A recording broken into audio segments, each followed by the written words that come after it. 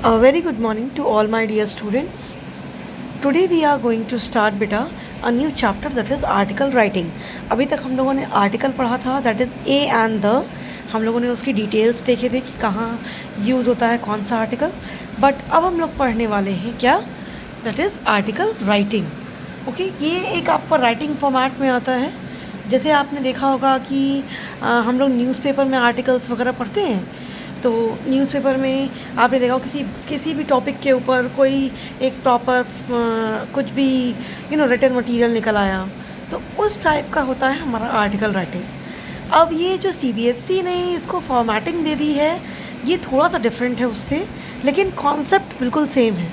जो writing concept उसमें होता है वही राइटिंग कॉन्सेप्ट इसमें भी है, सिर्फ फॉर्मेट चेंज है. ठीक है, वहाँ फॉर्मेट कुछ अलग होता है, यहाँ फॉर्मेट कुछ अलग है. यहाँ बोर्ड CBSE बोर्ड के हिसाब से है, वहाँ पे न्यूज़पेपर फॉर्मेट में होता है.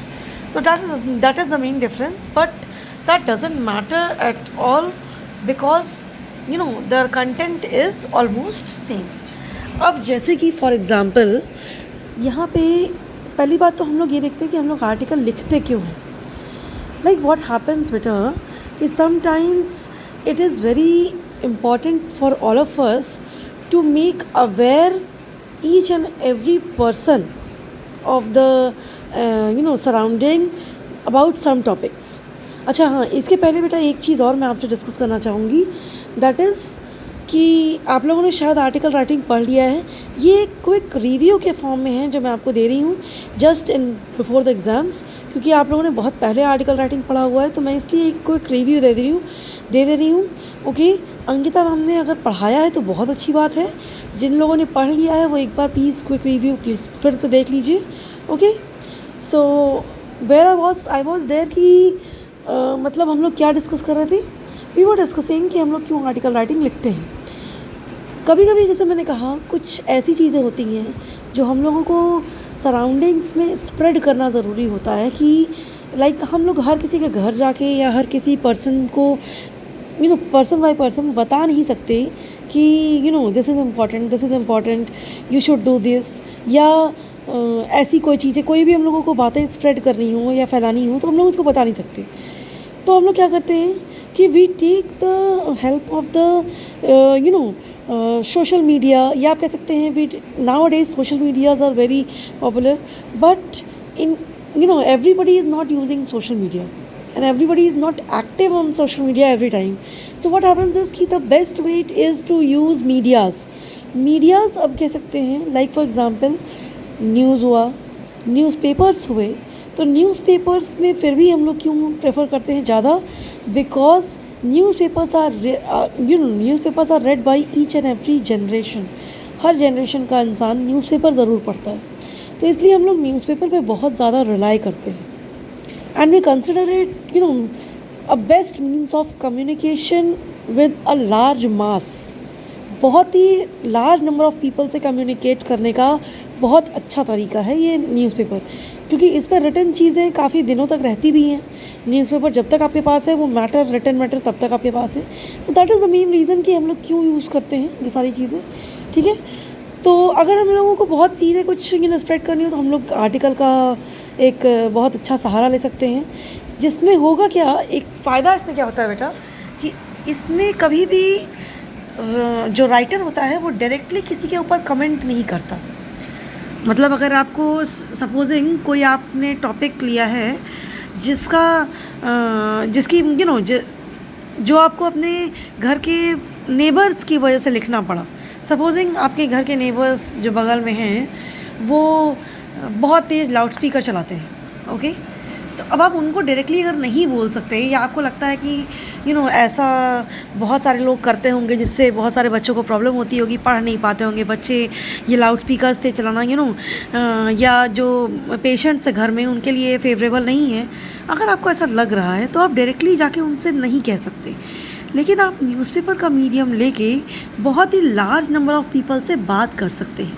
ठीक है, तो ये ऑटोमेटिकली हम एक तरह से बात करेंगे कि इसी तरीके की कुछ बातें कहने का तरीका है. ठीक है, तो हम लोग एक बार चलते हैं अपने फॉर्मेट की तरफ, नोट्स की तरफ, देखते हैं क्या लिखा हुआ है इसमें.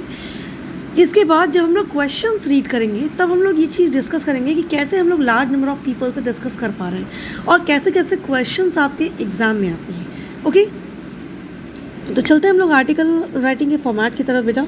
जैसे कि आपको सामने दिख रहा है, देखिए यहाँ पे आर्टिकल राइटिंग के फॉर्मेट में देयर इज़, आपको कोई भी बॉक्स नहीं बनाना है। पहले तो मैं ये बता दूँ, never make a box in article writing. जैसे कि यहाँ पे देखिए सिंपल तरीके से लिखा हुआ है, हेडिंग कैपिटल लेटर्स में आपको लिखना है heading, in the centre of the line लिखा हुआ है हेडिंग, वैसे ही आपको लिखना है। फिर आता है बाय लाइन। बाय लाइन आपका एक लाइन छोड़कर, यानी हेडिंग की एक लाइन छोड़िए हेडिंग के बाद, और उसके बाद लिखिए बाय लाइन। मैंने आपको शायद लेटर राइटिंग के भी कॉन्सेप्ट में अंकिता मैम ने अगर बताया होगा, या स्टोरी राइटिंग जब मैंने पढ़ाई थी तब भी मैंने बताया था आपको कि लाइन लीव करना कभी भी फॉर्मेट का पार्ट नहीं होता है बेटा। ये आजकल में भी शायद इस पर नंबर कटते हूँ, बट मैं आपको इवेंचुअली बता रही हूँ, ये it's not a part of a format. Line leave करना हमेशा आपकी क्लैरिटी के लिए होता है कि आपका पेज कितना क्लियर लगेगा, आपकी राइटिंग कितनी क्लियर लगेगी।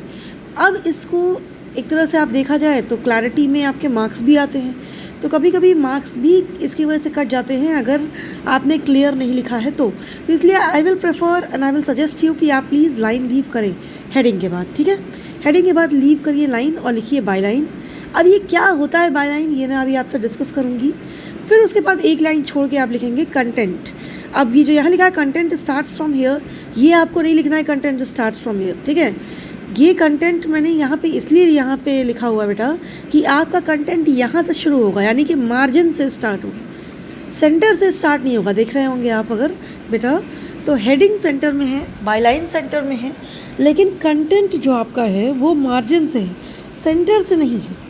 ठीक है, तो हम लोग क्या कहते हैं, मतलब हम लोग हमेशा यही कहेंगे कि जो हेडिंग है उसके बाद सेंटर में रहेगी कैपिटल लेटर्स में, फिर उसके बाद एक लाइन छोड़ के बाय लाइन में, बाय लाइन रहेगी सेंटर में, उसके बाद कंटेंट रहेगा आपका मार्जिन से। ठीक है, और कंटेंट वहाँ से स्टार्ट होगा और जितने वर्ड लिमिट का आपको दिया जाएगा उतना वर्ड लिमिट आप एंड कर देंगे।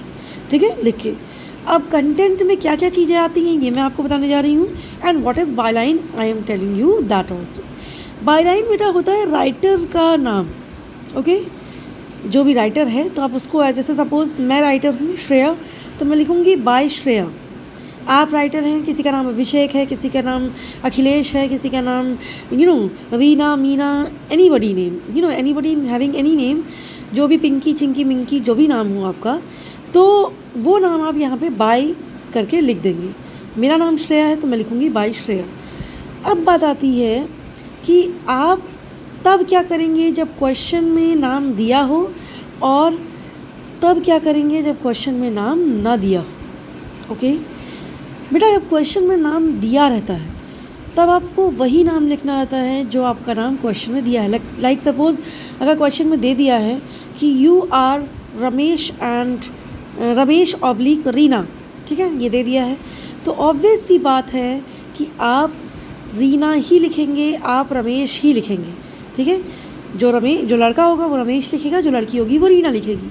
तो यहाँ पे कंफर्म है कि आपको यही दो नाम लिखने हैं। लेकिन अगर नाम नहीं दिया है क्वेश्चन में तो आप प्लीज़ अपना खुद का नाम कभी मत लिखिएगा, बिकॉज आपको अपने नाम इतने पसंद होते हैं, you just love your autographs, and आप कहीं भी बस मौका पाते हैं तो ऑटोग्राफ देना शुरू कर देते हैं। तो प्लीज़ ये काम मत करिएगा। Never write your name in any of the writing section of English और हिंदी ग्रामर। ठीक है, अपना नाम आपको कभी नहीं लिखना है। जब आपका नाम नहीं दिया रहेगा क्वेश्चन में तो आप लिखेंगे बाय XYZ।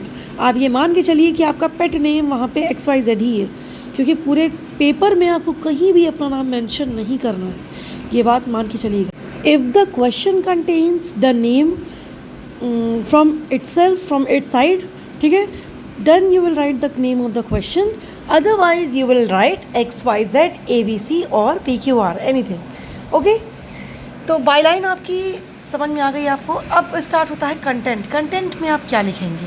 कंटेंट बेटा सबसे पहली बात तो आपको 3 पार्ट्स लिखने होते हैं, दैट इज़ इंट्रोडक्शन, 3 पैराग्राफ्स होते हैं आपके, इंट्रोडक्शन, बॉडी एंड कंक्लूजन। ठीक है, तो इंट्रोडक्शन में आपका स्टार्टिंग होगा, जिस भी टॉपिक पे हम स्टार्ट करने वाले हैं उसका एक छोटा सा इंट्रोडक्शन होगा कि आप क्या आर्टिकल के अंदर लिखने जा रहे हैं, ये आप एकदम शॉर्ट वे में बताएंगे। उसके बाद 4 to 5 लाइंस का इंट्रोडक्शन जनरली होता है।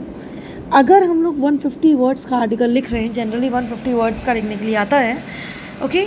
अगर आपको वर्ड लिमिट दी है तब तो ठीक है बेटा, अगर वर्ड लिमिट नहीं दी है तो आप 150 वर्ड्स के अराउंड आर्टिकल लिखिएगा, ठीक है ना। 150 वर्ड्स के आर्टिकल में बेटा आप अराउंड 3 to 4 लाइंस, आप कह सकते हैं कि अराउंड 30 वर्ड्स, 25 to 30 वर्ड्स का आप इंट्रोडक्शन लिखेंगे। Then you will end up with writing body, that is around 80 words की आप बॉडी स्ट्रक्चर लिखेंगे and 70 to 80 words, and then you will write around आप 30 to 40 वर्ड्स का आप कंक्लूजन लिखेंगे, okay. So including all that it contains 150 words. It will include 150 words, ठीक है। तो वो 150 वर्ड्स हो जाएगा आपका, एंड देन फिर उसके बाद आपका ये आर्टिकल ख़त्म हो जाएगा। एंड में हमें कुछ भी नहीं करना है, ठीक है। ये जहाँ तक आपको दिख रहा है हेडिंग और जहाँ तक आपको लास्ट डॉट दिख रहा है, ये कंटेंट के बाद डॉट डॉट लिखा हुआ है तो डॉट लिख रहा है वहाँ, लगभग मतलब ये आपका फॉर्मेट है। इतने में आपका आर्टिकल नहीं होगा, आर्टिकल तो बहुत लंबा जाएगा, ये आपका फॉर्मेट हो गया, ठीक है। अब देखते हैं नोट्स में क्या लिखा हुआ है। Heading should be short as possible और you have to write the heading given in the question. अगर जैसे मैंने कहा बेटा क्वेश्चन में हेडिंग दी हुई है तब आप कुछ कर नहीं सकते, you don't have any option, आपको वही हेडिंग लिखनी है। अगर आपके पास क्वेश्चन में हेडिंग नहीं दी है तब आप क्या करेंगे, आप जितनी शॉर्ट हेडिंग हो सके, कैची हेडिंग हो सके कि लोग देखते ही उसको पढ़ने की कोशिश करें, ठीक है, तो उस टाइप की कुछ हेडिंग लिखिए, ओके। अब उसके बाद आता है, देखिए second point, heading should be in the middle of the line and in capital letters. मैंने आपको पहले ही बता दिया, लाइन के मिडल में एंड कैपिटल लेटर्स में आपकी हेडिंग होनी चाहिए। If you want you can underline also, अगर आप चाहते हैं तो, और नहीं चाहते हैं तो कोई बात नहीं है। देखिए third point, by line means the name of the writer of the article. If it is given in the question then write that, and if it is not given in the question then write XYZ। मैंने आपको जितनी भी चीज़ें ऊपर explain की है बेटा, ये नोट्स में मैंने दे भी दी है, ओके। तो you don't have to worry about that, मैंने आपको सिर्फ एक्सप्लेन पहले कर दिया है। Content should be according to marks allotted. आपका सबसे बड़ी बात, आर्टिकल जो आता है बेटा वो हमेशा आता है 8 to 10 मार्क्स का, जैसे कि अभी 10 मार्क्स का आपका आर्टिकल आएगा, okay. Like in board exams भी आपका 10 मार्क्स का ही आर्टिकल आता है, तो 10 मार्क्स के लिए 150 वर्ड्स इज़ एनफ, ठीक है। 150 वर्ड्स का आप आर्टिकल लिखोगे। लेकिन अगर सपोजिंग 20 मार्क्स का कभी आपको आर्टिकल लिखने के लिए आ जाए, यहाँ ही मैं बोल रही हूँ, एग्ज़ाम की बात नहीं कर रही हूँ, कभी अगर आपको फ्यूचर में 20 मार्क्स का आ जाए तो 150 वर्ड्स पे फिर ख़त्म मत करिएगा, फिर आपको अपना आर्टिकल एक्सटेंड करना पड़ेगा। या अगर कभी आपका कोई प्री पीरियोडिक एग्ज़ाम हो, पोस्ट पीरियोडिक एग्ज़ाम हो, उसमें 5 मार्क्स का आर्टिकल लिखने के लिए आ जाए, तब भी आप 150 तक मत जाइएगा, ओके। तो थोड़ा शॉर्ट अपना आर्टिकल जो है शॉर्ट में लग दीजिएगा, शॉर्ट कर दीजिएगा and then it will be fine, okay. Now अब लिखो क्या लिखा हुआ है यहाँ पे, there will be 3 paragraphs divided into in its content. First includes introduction, second fact and examples, third includes causes, effects and solution. जैसे मैंने आपको बताया बेटा, आपके 3 पार्ट्स होंगे, 3 पैराग्राफ्स होंगे जो आपके कंटेंट है। कंटेंट में पहला जो होगा वो इंट्रोडक्शन का पार्ट होगा, सेकंड होगा आपका, मैंने बताया बॉडी पार्ट, बॉडी यानी कि जो आपका फैक्ट्स होंगे, एग्जांपल्स होंगे, जो मेन पॉइंट, पंच पॉइंट आप कहना चाहते हैं वो आप लिखेंगे, दैट इज़ सेकंड पैराग्राफ में, बॉडी पोर्शन में, that is facts and examples में। अब थर्ड पार्ट क्या इंक्लूड होगा, जो हमने कहा कंक्लूजन। आपसे कंक्लूजन में आप बेसिकली क्या लिखते हैं, जैसे कभी कभी कॉजेज़ लिख देते हैं, इफेक्ट लिख देते हैं, सॉल्यूशंस लिख देते हैं, आपका पॉइंट ऑफ व्यू आप लिख देते हैं। हालांकि आपका पॉइंट ऑफ व्यू वही रहना चाहिए जो फैक्ट है, फैक्ट से हट के आपको कुछ भी पॉइंट ऑफ व्यू नहीं देना है। अगर ये है फैक्ट कि पोल्यूशन ख़राब चीज़ है, pollution is a bad activity, तो आपको कंक्लूजन में इसी पॉइंट पे लिखना है कि pollution is a bad activity. ये ऐसा नहीं करना है कि अगर मेरा पॉइंट ऑफ व्यू कहता है कि नहीं पोल्यूशन बड़ा अच्छा चीज़ है, मुझे पोल्यूशन करना चाहिए, ओके, तो हम वो चीज़ लिख दें, ऐसा नहीं करना है, ओके। हमें हमेशा फैक्चुअल चीज़ें लिखनी हैं अपने conclusion, okay. So this is how it goes बेटा। ये आपका एक शॉर्ट इंट्रोडक्शन था फ्रॉम आर्टिकल।